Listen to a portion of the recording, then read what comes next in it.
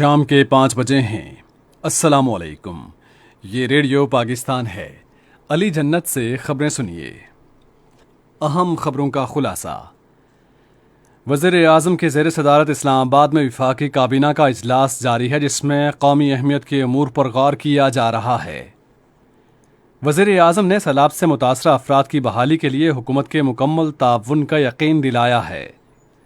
پاکستان اور جاپان نے دو طرفہ سیاسی، اقتصادی اور تجارتی تعلقات کو مستحکم بنانے پر اتفاق کیا ہے، اور پاکستان نے بھارت پر زور دیا ہے کہ 5 اگست 2019 کے اپنے غیر قانونی اور یک طرفہ اقدامات واپس لے اور کشمیر کے تنازع کے پرامن حل پر بامقصد بات چیت کے لیے سازگار ماحول پیدا کرنے کے لیے ضروری اقدامات کرے۔ اور اب خبریں تفصیل کے ساتھ۔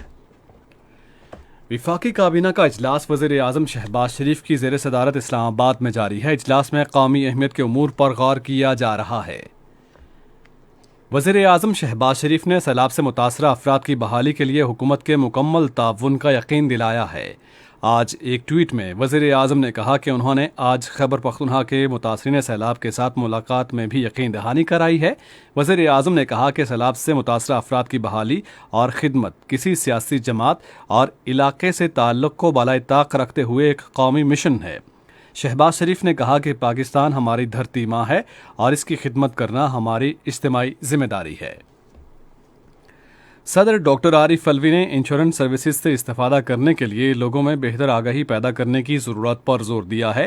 وہ انشورنس کی صنعت میں آگاہی اور ٹیکنالوجی کی اہمیت کے موضوع پر ایک سیمینار سے خطاب کر رہے تھے، جس کا اہتمام آج اسلام آباد میں وفاقی انشورنس محتسب سیکریٹریٹ کی جانب سے کیا گیا تھا۔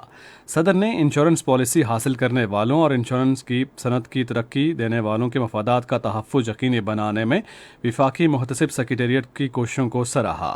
انہوں نے کہا کہ انشورنس کے وفاقی محتسب تنازعات کے حل کے لیے بہترین متبادل سروسز فراہم کر رہا ہے اور لوگوں کو پریشانی اور عدالت کی طویل کارروائیوں سے بچاتا ہے۔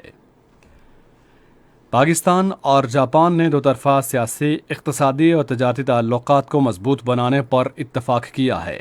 یہ اتفاق رائے آج کمبوڈیا میں 29ویں آسیان وزارتی اجلاس کے موقع پر وزیر خارجہ بلاول بھٹو زرداری اور ان کے جاپانی ہم منصب یوشی ماسا یاشی کے درمیان ملاقات میں طے پایا۔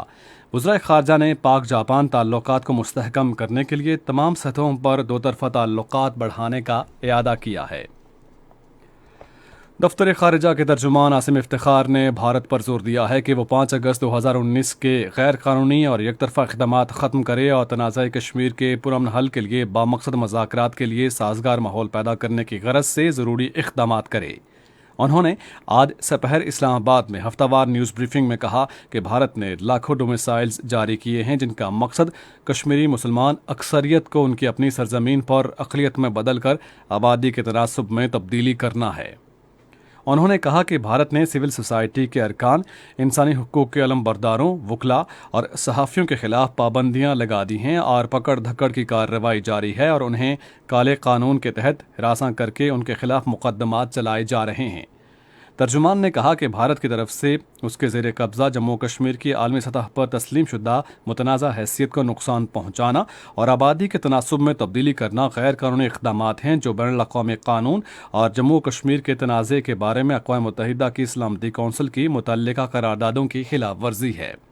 انہوں نے کہا کہ اگست 2019 سے اب تک بھارت کے زیر قبضہ جموں کشمیر میں بھارتی قابض فوج کے ہاتھوں کم سے کم 660 کشمیری شہید ہو چکے ہیں۔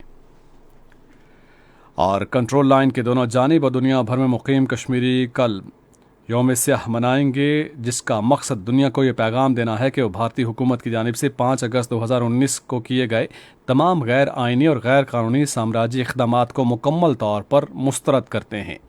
بھارت کے غیر قانونی زیر قبضہ جموں کشمیر میں کل جماعتی حریت کانفرنس نے اس موقع پر مکمل ہڑتال کی اپیل کی ہے۔ کل جماعتی حریت کانفرنس کے غیر قانونی گرفتار چیئرمین مسرت عالم بٹ نے کہا کہ 5 اگست 2019 کا دن غیر قانونی زیر قبضہ جموں کشمیر کی تاریخ کا سیاہ ترین دن ہے۔ بھارتی جیل سے اپنے ایک پیغام میں انہوں نے کہا کہ کشمیر بین الاقوامی سطح پر مسلمات متنازع علاقہ ہے اور بھارتی حکومت کی جانب سے اس کی خصوصی حیثیت ختم کرنے کا اقدام نہ صرف کشمیر کے بارے میں अक़वाम मुत्तहिदा के करारदादों बल्कि बैनुल अक़वामी कानून की भी सरीहन खिलाफ वर्जी है। इसी के साथ ही खबरें ख़त्म हुई। मज़ीद खबरों और तज्ज़ियों के लिए आइए हमारी वेबसाइट पर, पता है radio.gov.pk।